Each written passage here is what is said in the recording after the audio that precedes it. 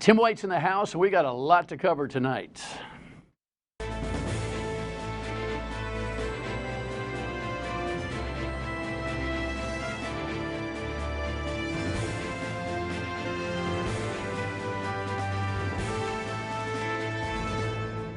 The Dan Yorke State of Mind program is brought to you at part by Lookout Rhode Island and Taco Comfort Solutions. So welcome in the naked fat test investigation that Target 12 has been doing. Yeah, can you imagine you start a program and you say, hey, let's talk about naked fat tests. It's one of those, I don't know, phrases that have stuck to an investigation of a basketball coach in North Kingstown. I've had some things to say about it myself in terms of my cursory understanding of the coach, who I've had relationships with, working relationships with, and I've watched this thing from an arm's length and just been distressed over so much of it. But the journalism on it continues to progress, and Tim is a guy that the community trusts. He's got new information, and in fact has done some new interviews on this, having aired last night. We record this show. It's now almost 1 o'clock on Thursday afternoon. On Thursday evening, Target 12 offered a brand new package and insightful information and interviews on the case. So you have seen it since this is Friday or Sunday for you. I have not. You got that? This is kind of the way we time this thing every week. Loyal viewers understand that. But Tim's going to talk to me about that at length a little bit later on in the broadcast. In the meantime, we're going to talk about some things that are contemporarily in the news, you know, just the ebb and flow of the challenges and struggles of the country and of Rhode Island. This headline, of course, is something that I think more and more people need to pay attention to, the January 6th hearings. Again, this is something that we saw for Thursday morning. You've seen hearing number 3, if you've been paying attention. And I guess my theme here is just to in the midst of, you know, Fed short-term rates increasing, 0.75 interest rate increase this week, inflationary concerns that are through the roof, pressure on the oil and gas industry, strife in Ukraine, all the things that are, you know, meeting us at the register at the grocery store, never mind trying to buy a new car or heaven forbid get new housing. All of that, you know, weighing on us. I'm hoping that you're paying attention to these hearings and don't discard January 6, 2021 as something that, because the saga here is, as far as I'm concerned, was a very close bit of significant damage to our democracy. And if we don't learn from it, and we don't make some changes, maybe it's just about one guy. But if one guy can have that kind of influence and almost bust this thing, we got to take some serious looks at how we run the show. And you got to pay attention. Anyway, that's my riff on that. So guns. I wish it was a light topic. It's not. And Uvalde certainly has inspired more deliberation from one legislature to the next. Here's the kind of sticky wicket that occurred this week as the Senate validated what the House did in a kind of a weird way. Anita Phoney reports. Rhode Island is one step closer to enacting 3 gun reform bills. The General Assembly taking the strongest stance in years. It's the recent mass shootings that 12 News political analyst Joe Fleming says is a reason Rhode Island lawmakers passed the strongest gun reform bills to date. People have seen things changing. They're seeing the guns that are being used, innocent children being killed. I think people basically said, we've had enough, we want to see some changes. It started as a victory for Second Amendment advocates Tuesday when a Senate committee voted down a bill that would make it a felony to have a magazine that holds more than 10 rounds of ammunition. But that was short-lived. In a surprising turn of events, Senate leaders stepped in, allowing the full chamber to vote on the House version of the high-capacity magazines bill. It was a strange maneuver, but it was a way to get it through the General Assembly. The state's Republican Party issued a statement Wednesday pointing to the high-capacity magazines bill, writing in part, there is something fundamentally wrong in a state where politicians who have difficulty following the law can pass a law that makes people who never broke a law in their lives into potential felons. Senate lawmakers on both sides of the debate Tuesday standing their ground. We don't want to wait until there is a mass shooting here in Rhode Island, and we have to do something about it now. It really is the abolishment of the Second Amendment. Again, both sides hyperbolic, neither one accurate about their claims. That happens sometimes up there. You think so? Welcome, my friend. Good to see you. It's good to see you, Dan. Thank you for having me. Little did I know, with all that I think I know following civics and often waving my finger on the TV camera and through the radio to people, pay attention to government and civics. This parliamentary move? Yes, well, that it was actually our colleague Ted Nisi who reminded me in the turbulence of, this is Thursday, of Tuesday, that 2 different bills are delivered to the governor for his signature for a single legislative end. In other words, this is the bill from the Senate. Right. This is from the House. This is the bill from the House. They say the same things, but they have different numbers and different headers. And they have to match down to the period. They have to be absolutely right. identical So when they come to Governor McKee. I'm signing the bill. 1, 2. And now it's law. Right. Yes. So the Senate bill comes in, and it goes to the Judiciary Committee as the House bill went to the Judiciary Committee. It passed overwhelmingly. It went to the floor after debate. It passed overwhelmingly. The Senate says the same thing. It goes to Judiciary. It doesn't pass. Right. It ties got at a tie 6-6. vote, 6-6, which means it doesn't move to the floor. So it's dead. And the yellow-shirted people say, we won. We won. Yeah. And the Senate President says, hold on, and exercises a parliamentary procedure to say, you know what? Forget that we couldn't pass our header. We're going to pass this one by calling it to the whole floor by a 2/3 ask Majority and then a vote. 2/3 vote. Yeah. And the already upset Second Amendment folks have the rug pulled out from under. I'm not sure, I'm not with them on the concept, but I feel awful for the way that whole process occurred. And it's another learning lesson about how government is unique around here. And let it not be lost that Senate President Dominic Ruggiero had an A rating from the NRA. Sure. I think that's probably going to change after this parliamentary move that he made. You know, the people who defend the move will say it passed overwhelmingly on the Senate floor, so why should a committee of 12 hold so much power when you have the full Senate who's going to pass a bill like that? So that's their argument to say why it should be, and it is, it's not illegal, they didn't do anything that can't be done, it's just really unusual. And that can cut both ways down the road. You know, now that the public knows this is something that can happen, we've often talked, Dan, about bills that are in committee that are held for further study. It's usually a bill that's going to die. And that's a way for House or Senate leadership to squash a bill they really don't want to happen. They will use the committees in both ways. But look, people now know, oh, you know what, though, you can bring it to the full floor. Why aren't you doing that? You did that with this gun bill, so on and so forth. Okay, but if it's a slight majority of momentum to a bill, you won't be able to because you need 2/3 of the floor to call for this extraordinary measure.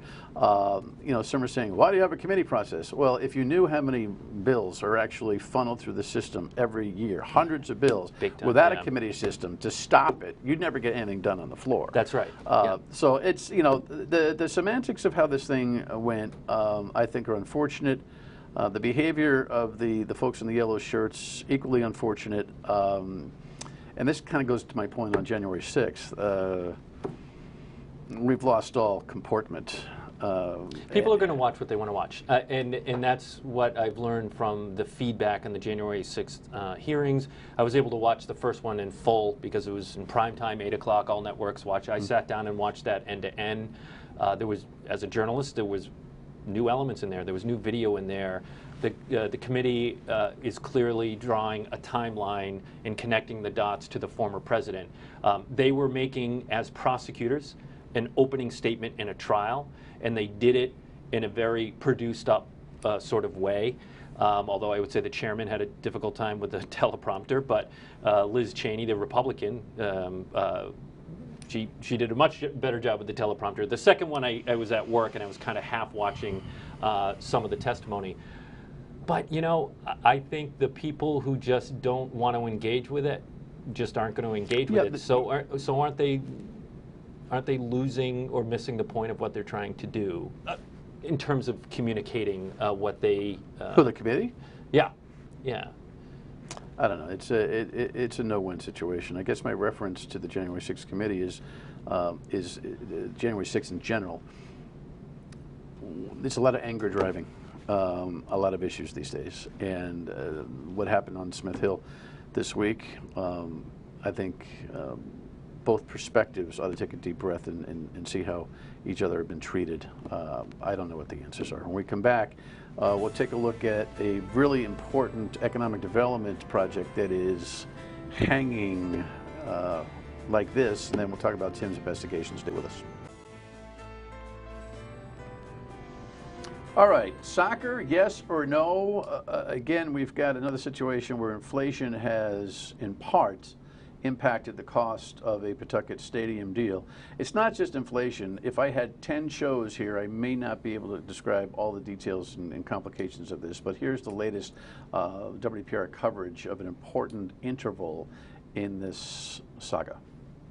The Tidewater Landing talks continue. The proposed Pawtucket project coming with a $344 million price tag. The developer's Fortuitous Partners blames inflation and supply chain issues for a recent hike in the cost, something they're hoping the city and state can help with. We're not going to get any of this done overnight, but you got to start to get it done. The developers are seeking $30 million in funding, split between Pawtucket and the state. That's where the state's Commerce Board comes in, meeting Tuesday to discuss the possibility of putting more state funding toward the proposed soccer stadium. Many raising questions like, what happens if the stadium isn't successful? And are we sure this is the best deal for Rhode Islanders? I think that what's in front of us right now is a decision, do we want to build the stadium? I believe that we have the ability to do that. After 2 hours of executive session, the governor's office says no votes were taken. There appears to be mixed reaction from board members, with a majority of them asking Commerce to continue negotiating and get more answers from the developers. All right, I've done a lot of homework on this, but I'd rather just ask Tim his impression of the story first. Well, you know, it strikes me that as the Tidewater Landing project is moving closer and closer to, or seeking more and more public funding, be it state or City of Pawtucket funding, it is inching closer and closer to what the Paw Sox deal could have been. And this is previous administration, the Pawtucket Red Sox. Previous state administration. Previous state administration. Right. Pawtucket Red Sox didn't like the offer on the table from the state. They went to Worcester. We all know that. Beloved organization in this area, the Boston Red Sox. It is their junior team. And as we get closer to, you know, $30 more million in public funding, be it state or city, aren't we getting closer to the deal that the Paw Sox was looking for anyway? And this would be on a soccer stadium as opposed to a baseball stadium. So a lot of money is moving around. As a reporter, I also don't love the way it's unclear to me the channels of money as it goes through commerce and how the money is going to be spent. And it can be very confusing with the tax deals to the public and so on and so forth. But again, it just strikes me kind of strange that we're almost seeing inching closer to something the Paw Sox would have accepted. Because of the public money being discussed. Yeah, correct. Well, it's interesting that you say that. Look, the equity investors have stepped up with another $20 million of hard cash and another $30 million of borrowability. All right, so they're in this thing up to their wazoo. They're $15 million in for that dirt that they've actually covered and environmentally prepared and all that kind of a thing. The Apex litigation, this is where it gets very complicated. The Apex litigation that the City of Pawtucket was involved with, in part because of legal wrangling and complications with state legislative language, preempted this thing from getting going on its schedule, which also caused a cost overrun. So it's not just inflation, it's some missteps, I think, on the part of the city in terms of what they asked the state for, and it has to do with the eminent domain concept being mixed in with this thing called the TIF, the tax incremental financing, which is really just identifying a geographic area around the state, in the city, mostly half the city at least, to be able to self-generate taxable dollars to help the funding of the project without sending those dollars purely in sales tax to the state. In other words, the state says, hey, you can keep a part of the take in order to fund that beautiful picture that is down there. The problem is the $30 million new expense is a gap. There's an additional $30 million that's not covered. And what's being asked now at Commerce is that they're asking, and the governor's asking the city to come up with a $10 million cash put. The city says, we don't want cash. Well, we'll find it in the formula. He's saying, no, I want cash. And so they're struggling over that. The $20 million left is, if you follow this, is not financeable right now. And so what the governor is asking Commerce to approve, the Commerce Board, where he has no appointees, because remember, he's an interim governor. Right. He chairs it, though. Move the incremental finance money that's already baked into the deal for the other side of the river, which is the real estate development, and build the stadium. And the investors say, but wait a second, what happens to the $20 million we need to help to build the other side of the river? Well, you go to the General Assembly for that. Which says right now we don't have the political appetite in this particular session, and there's been no real formal wink or nod by leadership to say we'll take care of it, although Joe Shekarchi, the Speaker of the House, says, I'll look at it. Yeah, I think he didn't close the door on it. So there's some good faithishness that still needs to happen here. Is that a word? Well, you know, I'm making it up as we go along, but good questions are being asked from Commerce about whether or not it is wise to move ahead with a deal that really its bread and butter is about the development across the river of the stadium.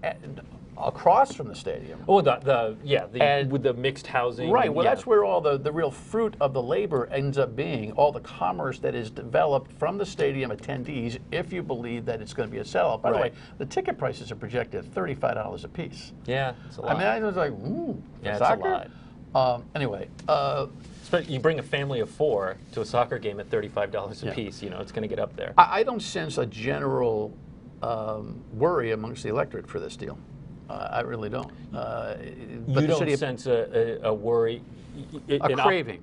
Okay. I don't see a relationship as the relationship to the Paw Sox went. I don't see the same relationship to the soccer concept. Although the city of Pawtucket is sitting here saying, listen, you screwed us once, you can't screw us again. If Mayor Grebian plays that card too hard, though, without doing his own diligence, well, and he's got a Blackstone Valley supporter, doesn't he? I mean, he has in the governor. Governor Dan McKee, Cumberland guy. But the governor's not going to reach over his skis on this one. He's not going to, and for 2 reasons: good governance, and he's not going to let campaign opponents charge him with fiscal irresponsibility. But he is lobbying the board. I can see your questions at the gubernatorial debates. Governor, can you really legitimize what? And Nellie Gorbea. That's a very good impression. And Helena Folks. Well, you know, we all kind of do it. You're much better at it than I am. You know, trying to pin him on, because they'll take whatever side is politically they'll be on the pliable. That's right. And where they can read the way the breeze is blowing in the electorate, and that's how they're going to answer that question. So good point. And my point is, I don't think the wind is blowing. He's already lobbying. The governor's already. We just saw it in Sheena's package. He's already lobbying the board and trying to edge them closer to doing it. So whatever you mean by getting over his skis, he's definitely could be labeled as a supporter for additional public spending. No doubt about that. What people need to understand, he's flipping public spending and leaving a gap because he doesn't want to spend too much dough yet.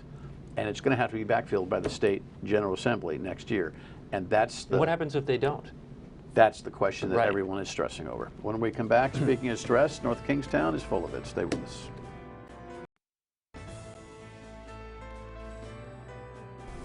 It ruined a sport that I absolutely loved. 7 days a week, AU season, summer leagues, high school basketball was what I dreaded.